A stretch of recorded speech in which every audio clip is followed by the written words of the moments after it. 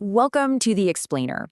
Okay, what if I told you that one of the biggest, most watched conflicts in geopolitics, the one between Iran and the West, wasn't actually real? Today, we're diving into a really provocative theory by an author named Abdullah Boufim.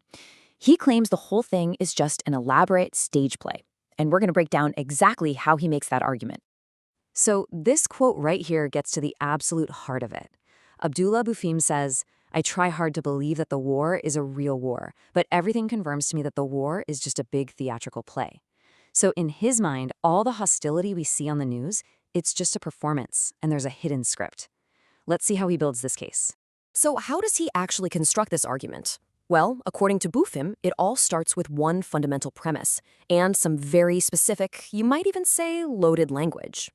At the core of his theory is this claim: Iran is not an enemy of the West. Not at all. In fact, he argues it's secretly the spearhead of an alliance with the West. Now, this completely flips the script on the public narrative. What we're told is a huge conflict is, according to him, a covert partnership. Now, to build his case, the author uses some very specific terms. For instance, he doesn't just say Israel and its allies. He uses this phrase, the ones who incurred wrath. He argues this is a very deliberate choice, designed to frame them as one single antagonistic force in his story. And he does the exact same thing with Iran, almost always calling it Zoroastrian Iran. Why? Well, by bringing up its pre-Islamic history, he's strategically framing Iran as an outsider to the Muslim world. And he argues this makes its supposed role in this alliance of infidels seem way more believable to his audience. Okay, so if global politics is a theater, who are the main actors in this play? Let's take a look at Boufim's script. This table pretty much lays out the entire alleged conspiracy in a nutshell.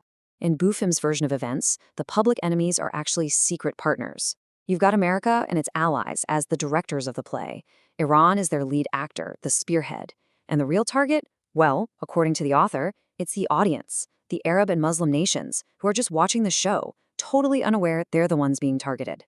So, if it's all just a performance, what are the actual outcomes? The author argues this isn't just for show. It produces three very specific and very real results.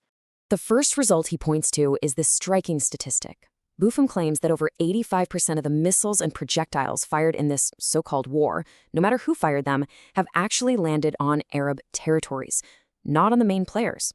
For him, this is the first big clue, maybe even a smoking gun, about who the play's real target is.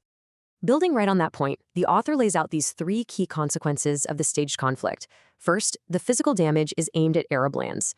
Second, he claims this manufactured threat from Iran is then used as leverage to funnel trillions of dollars out of Gulf states.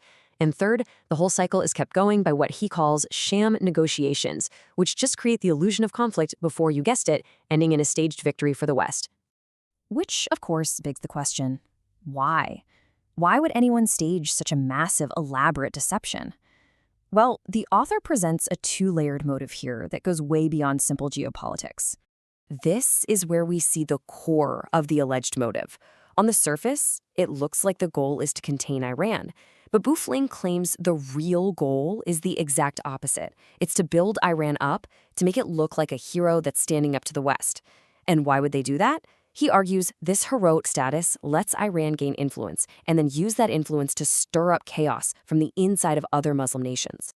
And according to the author, this is the master strategy right here. He believes this alliance knows it can't defeat the Muslim world in a direct fight. So instead, he claims they empower Iran to act as a proxy force to destabilize the entire region from within. This slide maps out what the author describes as the end game. He basically lays out a whole plan where Iran is used to strategically encircle and ultimately weaken major regional powers, from the Gulf states all the way to Egypt and Turkey. So, how does a play like this end? Well, the author believes the final act is already starting, and the truth, as he sees it, is beginning to come out for everyone to see. Boufim argues that this whole facade is starting to crack. In his view, the performance has just gone on for too long, and key players are starting to let the truth of this secret alliance slip out, whether they mean to or not. And as his Exhibit A, Boufim points to public statements from political figures like Donald Trump. He interprets certain remarks as glorifying Iran, and he sees this as the big sign that this secret partnership is about to become public knowledge, officially making Iran an open ally of the West. And this brings us to the author's final, lingering question, which is really a challenge to his audience. If global events are a play, what then is reality? It's a really provocative thought, and it sits at the absolute heart of his entire theory.